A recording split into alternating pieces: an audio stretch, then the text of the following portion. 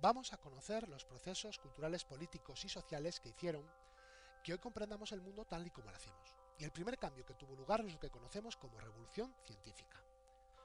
Anteriormente a la revolución científica, la comprensión que se tenía del mundo, del hombre, de la naturaleza, era heredera en primer lugar de la filosofía griega. La filosofía griega supuso el paso del mito al logos. Los mitos explicaban cómo funcionaba el mundo mediante narraciones e historias que se remontaban a un tiempo inmemorial en el que los dioses habían establecido el modo de funcionar de toda la realidad. Pasar del mito al logos supuso comenzar a explicar el mundo desde la razón. La filosofía griega acuñó el concepto de naturaleza, con el que nos referimos a la comprensión que tenemos de la realidad. La naturaleza estaría compuesta en primer lugar por la materia, elementos básicos, de los que todo está hecho. Para ellos serán tierra, agua, fuego y aire. Hoy para nosotros es la tabla periódica de los elementos o los átomos. Esa materia estaría organizada por las formas. Una forma es lo que hace que un árbol sea distinto de un hombre o un ratón de un león. Hoy, por ejemplo, sabemos que es el ADN, una forma concreta de configurarse la materia de las que están hechas los seres vivos.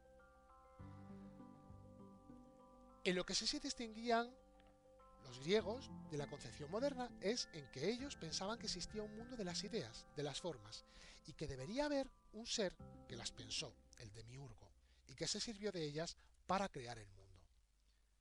El otro elemento que antes de la revolución científica se tenía para comprender el mundo era la Biblia. Ya hemos visto cómo el cristianismo configuró la historia de Occidente a partir de la conversión de Constantino. Pero podemos darnos cuenta que la idea de naturaleza de los griegos encaja muy bien con la forma de entender el mundo que presentaba la Biblia.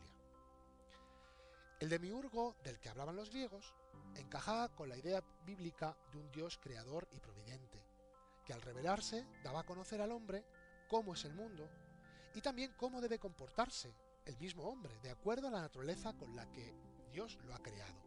Esta forma de comportarse es lo que conocemos como ley natural o ley moral natural. La idea de los griegos, más el concepto cristiano de revelación y ley moral natural, es lo que configuró en la antigüedad la forma de comprender toda la realidad. Sin embargo, a partir del siglo XVI, los trabajos de diversos autores van a cambiar paulatinamente esa forma de entender la realidad. Esta transformación empezó sobre todo en el campo de la astronomía y de la física. En primer lugar nos encontramos con el trabajo de Nicolás Copérnico. A Copérnico le inquietaba que el tradicional modelo astronómico, el de Ptolomeo, no encajaba con las observaciones de muchos sucesos astronómicos. Copérnico rescató entonces una idea de un filósofo griego, Aristarco de Samos, por la cual en el centro del cosmos no estaba la Tierra y el hombre como su gobernador, sino el Sol. La Tierra y el hombre no serían por tanto el centro de la creación. Sin embargo, la obra de Copérnico no contenía datos suficientes que sostuvieran su hipótesis heliocéntrica. Va a ser Galileo, con el desarrollo del telescopio, el que va a aportar las observaciones necesarias que confirman las hipótesis de Copérnico. Sin embargo, Galileo aún mantenía que las órbitas de los cuerpos del sistema solar eran circulares, por lo que sus observaciones no encajaban aún bien con la teoría. Tendría que ser necesario el trabajo de otro astrónomo, Kepler, para resolver la nueva imagen del cosmos. Kepler resolvió el problema planteando que las órbitas de los cuerpos alrededor del Sol eran elípticas, y descubrió las relaciones geométricas de los movimientos de los planetas con sus tres famosas leyes. La culminación de esta revolución astronómica llegará con el trabajo de Isaac Newton. El descubrimiento y expresión en fórmulas matemáticas de las leyes de la gravitación universal supuso no solo la explicación de cómo se organiza el cosmos, sino lo que es más importante, el porqué. Ya no hay que recurrir a un Dios que mantiene en movimiento el mundo. El mundo se mueve conforme a unas leyes físicas que la razón puede explicar. Todo este trabajo desarrollado por estos científicos supuso un nuevo modelo de acercarse a la realidad. Es lo que conocemos como método científico, que es el modo concreto en el que la ciencia indaga sobre el comportamiento de la naturaleza. En el método hipotético-deductivo se parte de la observación de la realidad, recabando todos los datos necesarios. A la luz de estos datos, el científico propone entonces una hipótesis, es decir, una explicación de por qué se producen esos datos. Esa hipótesis se plantea en las ciencias naturales en términos matemáticos. Las hipótesis tienen como resultado predicciones de cómo la naturaleza se comportará.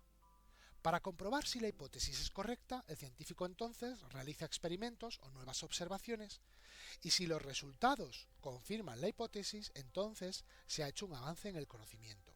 Si los resultados, por contra, refutan la hipótesis, habrá que plantearse una hipótesis nueva y volver a contrastarla.